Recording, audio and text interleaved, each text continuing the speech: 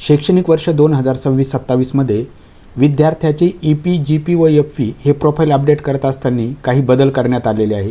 हे बदल कोणते आहेत व प्रोफाईल कसे अपडेट करायचे आज आपण या व्हिडिओच्या माध्यमातून समजून घेणार आहोत। यासाठी सर्वप्रथम आपल्याला UDIS पोर्टलवरील स्टुडंट मॉड्यूलवरती लॉग इन व्हायचे आहे। लॉग इन झाल्यानंतर आपल्याला आपल्या शाळेचा डॅशबोर्ड दिसणार आहे, अशा पद्धतीची स्क्रीन दिसणार आहे। यामधून आपल्याला ज्या वर्गाचे EPGP व FP हे प्रोफाईल अपडेट करायचे आहे तर त्या प्रोफाईल अपडेट करण्यासाठी आपण आता एक वर्ग निवडूया। मी या ठिकाणी आता चौथीचा वर्ग निवडत आहे। चौथीचा वर्ग निवडल्यानंतर आपल्याला या ठिकाणी व्ह्यू व मॅनेज या नावावरती क्लिक करायचे। व्ह्यू व ॲक्शन या नावावरती क्लिक केल्यानंतर आपल्यासमोर अशा पद्धतीची स्क्रीन आलेली आहे। ज्या विद्यार्थ्याचे आपल्याला प्रोफाईल अपडेट करायचे आहे त्या विद्यार्थ्याच्या नावासमोरील GP, EP व FP या नावापैकी GP या नावावरती आपल्याला क्लिक करायचं आहे। या ठिकाणी विद्यार्थ्याचं नाव ओपन झालेलं आहे, विद्यार्थ्याचं जनरल प्रोफाईल ओपन झालेलं आहे। आता या ठिकाणी आपल्याला ही माहिती जी आहे ती माहिती आपल्याला भरण्यासाठी इनेबल नाही आहे, फ्रीज केलेली माहिती आहे। कारण यापूर्वी आपण त्या विद्यार्थ्याची माहिती भरलेली आहे, त्यामुळे आपल्याला ही माहिती फ्रीज झालेली दिसते।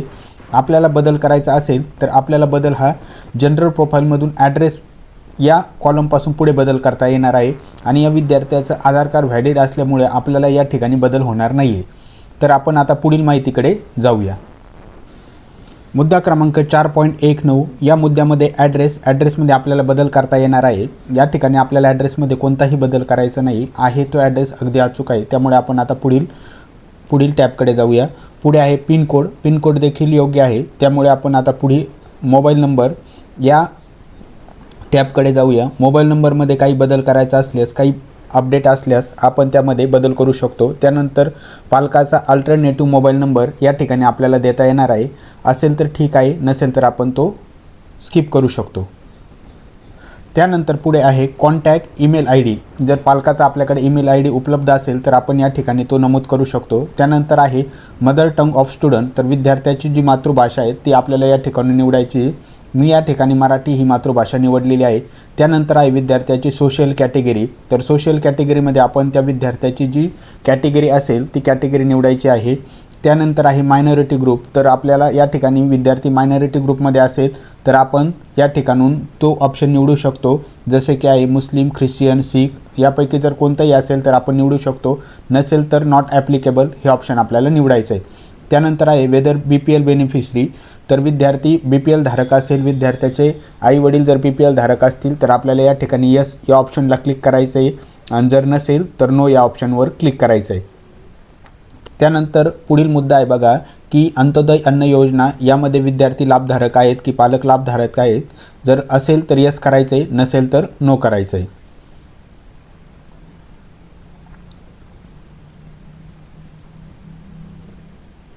त्यानंतर पुढील मुद्दा आहे बघा whether belongs to EWS disadvantage group, तर विद्यार्थी EWS धारक असेल तर आपल्याला या ठिकाणी यस या नावावरती क्लिक करायचं आहे, नसेल तर नो या नावावरती क्लिक करायचं आहे। त्यानंतर वेदर CWSN, जर विद्यार्थी दिव्यांग असेल तर आपल्याला यस या नावावरती क्लिक करायचं आहे, जर विद्यार्थी दिव्यांग नसेल तर नो या ऑप्शनवरती आपल्याला क्लिक करायचं आहे।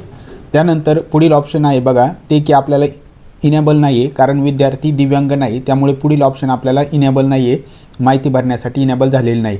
जर आपण यस या ऑप्शनवरती क्लिक केलेलं असतं तर पुढे आपल्याला दिव्यांगाचा प्रकार, त्यानंतर दिव्यांगाचे त्यांच्याकडे प्रमाणपत्र आहे का अशा पद्धतीचं ऑप्शन आणि त्यानंतर दिव्यांगाचे किती % आहे हे आपल्याला या ठिकाणी नमूद करावं लागलं असतं। आपण पुढील ऑप्शनकडे जाऊया। Whether the student is Indian national, विद्यार्थी भारतीय आहेत का, तर आपण या ठिकाणी यस हे ऑप्शन निवडलेलं आहे। त्यानंतर पुढील मुद्द्याकडे जाऊया आपण। जर विद्यार्थी भारतीय नसता, फॉरेन असता किंवा परकीय देशातील असता तर आपण या ठिकाणी ऑप्शन निवडलं असतं, त्या देशाची कंट्री निवडली असती, परंतु त्या बाबतीत आपल्या बाबतीत असं नाही आहे, म्हणून आपण या ठिकाणी आपल्याला ऑप्शन इनेबल नाही आहे।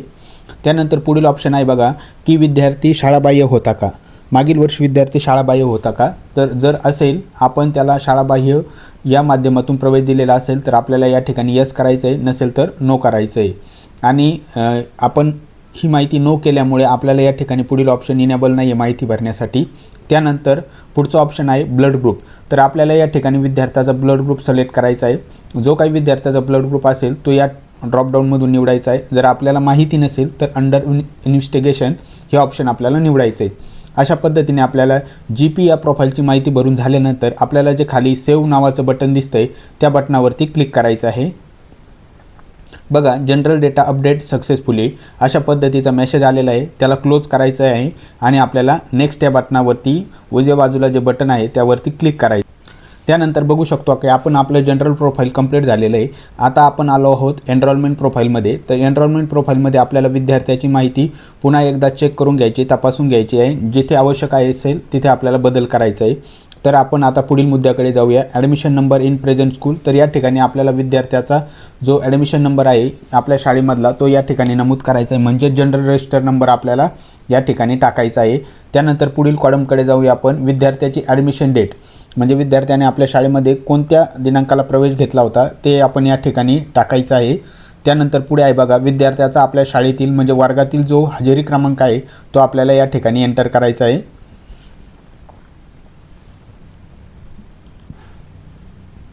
त्यानंतर मीडियम ऑफ इन्स्ट्रक्शन, तर विद्यार्थ्याचे जे माध्यम आहे शिक्षणाचं ते आपल्याला या ठिकाणी निवडायचं आहे। या ठिकाणी ऑलरेडी निवडलेलं आहे, त्यामुळे आपल्याला पुन्हा येथे निवड करण्याची गरज नाही आहे। पुढील ऑप्शनकडे जाऊया आपण आता, language group studied by the student. तर विद्यार्थी कोणत्या भाषा शिकतोय, तर आपल्याला या ठिकाणी आता 4थीचा वर्ग असल्यामुळे आपल्याला फक्त मराठी आणि इंग्लिश या दोनच भाषा दिसत आहेत। आपण त्या दोन भाषावरती क्लिक करून सिलेक्ट केलेलं आहे। त्यानंतर पुढे आहे की पुढचे जे ऑप्शन आहे ते वरील वर्गासाठी असल्यामुळे ते आपल्याला या ठिकाणी इनेबल नाही आहेत। त्यानंतर आपण जाऊया पुढे 4.23, तर या ऑप्शनमध्ये आहेत बघा, subject other than language of by student, म्हणजे विद्यार्थी लँग्वेज व्यतिरिक्त कोणत्या विषयाचं शिक्षण घेतो, तर आपण या ड्रॉपडाऊनमधून ते विषय सिलेक्ट करू शकतो। तर बघा, विद्यार्थी गणित या विषयाचं शिक्षण घेतो, त्यानंतर परिसर अभ्यास या विषयाचं शिक्षण घेतो, त्यामुळे आपण दोन्ही विषय सिलेक्ट केलेले आहे। त्यानंतर पुढे जाऊया आपण ॲडिशनल सब्जेक्टमध्ये, तर ॲडिशनल सब्जेक्ट हे वरील वर्गासाठी असल्यामुळे या ठिकाणी ते आपल्याला ऑप्शन इनेबल नाही आहे। त्यानंतर को करिक्युलर सब्जेक्ट, तर आपल्याला या ठिकाणी इतर जे विषय आहेत ते या ठिकाणी निवडता येणार आहे, music, dance, general knowledge, moral education आणि योगा। तर आपल्याला यापैकी आपल्या शाळेमध्ये ज्याचं काही शिक्षण दिलं जात असेल या विषयाचं तर ते आपल्याला सिलेक्ट करायचे, नसेल तर आपल्याला या ठिकाणी स्किप करून पुढे जायचं आहे। हे ऑप्शन 11वी-12वीच्या विद्यार्थ्यासाठी आहे की हे विद्यार्थी कोणत्या शाखेमध्ये प्रवेश घेतलेला आहे ते या ठिकाणून आपण निवडू शकतो। त्यानंतर पुढील मुद्दा आहे बघा, status of student in previous academic year of schooling. तर आपल्याला विद्यार्थी या शाळेमध्ये आपल्या शाळेमध्ये नव्याने प्रवेश झाला आहे किंवा पूर्वीच आपल्या या शाळेमध्ये होता ते आपल्याला या ठिकाणी निवडायचं आहे। आपला विद्यार्थी यापूर्वीच आपल्या शाळेत होता, त्यामुळे studied at current and same school अशा पद्धतीचं ऑप्शन आपण निवडलेलं आहे। जर विद्यार्थी दुसऱ्या शाळेतून आपल्या शाळेत यावर्षी नव्याने प्रवेश झाला असता तर आपण 2 नंबरचं ऑप्शन निवडलं असतं की स्टडीड ॲट अदर स्कूल अशा पद्धतीचं ऑप्शन निवडलं असतं, परंतु विद्यार्थी आपल्या शाळेत प्रवेशित होता म्हणून आपण studied at current and same school अशा पद्धतीचं ऑप्शन निवडलेलं आहे। त्यानंतर विद्यार्थ्याची मागील वर्षाची इयत्ता या ठिकाणी बाय डिफॉल्ट आलेली आहे, कारण आपण यापूर्वी प्रमोशन करताना ती इयत्ता सिलेक्ट केलेली होती। त्यानंतर पुढे आहे बघा की विद्यार्थ्याला RT ॲक्टनुसार ॲडमिशन दिलेलं आहे का, तर विद्यार्थ्याला RT ॲक्टनुसार ॲडमिशन दिलेलं नाही आहे, कारण हा विद्यार्थी रेग्युलर विद्यार्थी आहे, त्यामुळे आपल्याला या ठिकाणी दोन्ही ऑप्शन इनेबल नाही आहे। त्यानंतर RT ॲक्टनुसार त्याच्या खात्यामध्ये किंवा शाळेकडे जी अमाऊंट आहे की शाळेची जी फीस असते ती जमा झालेली आहे का, तर अशा पद्धतीचं ऑप्शन आहे। हे ऑप्शन देखील आपल्याला या ठिकाणी लागू होत नाही, त्यामुळे आपण इथं स्किप करून पुढे जात आहोत। त्यानंतरचं पुढील ऑप्शन आहे बघा, in the previous class studied result of the examination. तर मागच्या वर्षीचे जे तो पास झालेला आहे त्याचा आपल्याला स्टेटस इथं नोंदवायचं होतं, ते आपण ऑलरेडी प्रमोशन करत असताना नोंदवलेलं आहे। त्यानंतर त्याला प्राप्त झालेली जी गुणांची टक्केवारी आहे ती देखील आपण या ठिकाणी नोंदवलेली आहे, आणि त्याचे मागील वर्षाचे उपस्थितीचे दिवस ते देखील आपण प्रमोशन करताना नोंदवलेले आहे। अशा पद्धतीने आपला एनरोलमेंट प्रोफाईल हा फॉर्म भरून झालेला आहे, म्हणजेच EP भरून झालेला आहे। आपल्याला आता खाली जे सेव्ह नावाचं बटन दिसत आहे ते सेव्ह नावाच्या बटनावरती क्लिक करायचं आहे। क्लिक केल्यानंतर आपल्यासमोर मेसेज आलेला आहे की एनरोलमेंट डाटा सेव्ड सक्सेसफुली अशा पद्धतीचा मेसेज आलेला आहे। आपण नेक्स्ट या बटनावरती क्लिक करूया।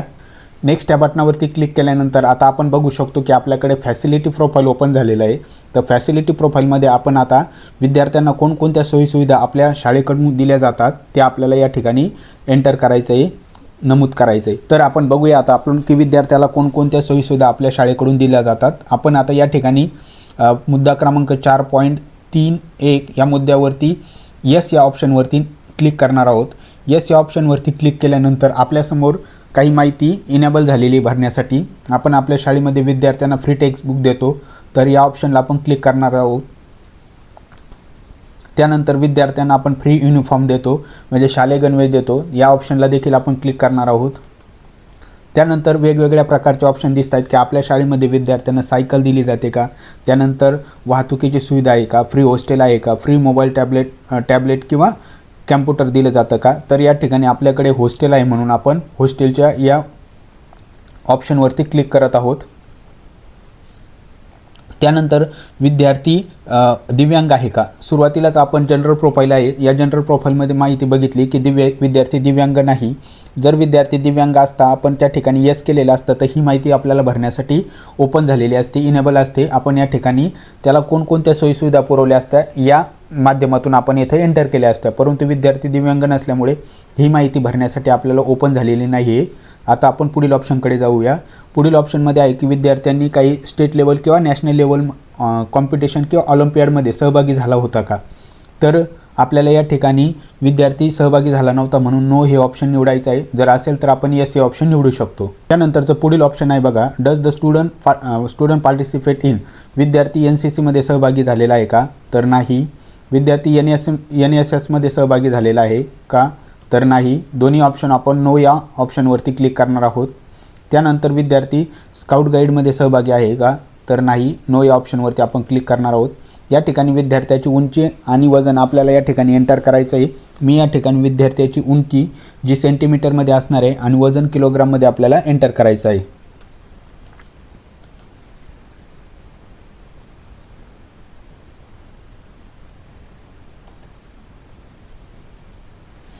विद्यार्थ्याची वजन आणि उंची भरून झाल्यानंतर आपल्याला खाली ऑप्शन दिसतं आहे की विद्यार्थ्याचं शाळेपासूनचं अंतर किती आहे. तर आपण या ठिकाणून ड्रॉपडाऊनमधून निवडू शकतो किंवा आपण यापूर्वी भरलेली माहिती असेल तर ती आपल्याला या ठिकाणी बाय डिफॉल्ट आलेली दिसेल. त्यानंतर आहे complete higher study education level of mother father और लीगल गार्डियन. तर विद्यार्थ्याच्या पालकाचं काय शिक्षण झालेलं आहे, प्रायमरी आहे की सेकंडरी आहे की हायर सेकंडरी किंवा ग्रॅज्युएशन पोस्ट ग्रॅज्युएशन असेल तर आपण या ठिकाणून ड्रॉपडाऊनमधून निवडू शकतो. यापूर्वीची माहिती योग्य असेल तर आपण तीच ठेवून पुढे जाऊ शकतो. तर अशा पद्धतीने आपण आता फॅसिलिटी प्रोफाईल पूर्ण केलेलं आहे. यानंतर आपल्याला आता या प्रोफाईलला सेव्ह करायचं आहे. माहिती भरल्यानंतर सेव्ह केल्यानंतर अशा पद्धतीचा मेसेज आलेला आहे, facility data has been saved successfully. तर आपण आता नेक्स्ट या बटनावरती क्लिक करून पुढे जाऊया. आपल्यासमोर विद्यार्थ्याच्या प्रोफाईलचा प्रिव्ह्यू ओपन झालेला आहे. या माहितीमध्ये आपण आता ती जी माहिती भरलेली आहे ती माहिती संपूर्ण वाचून घ्यायची आहे.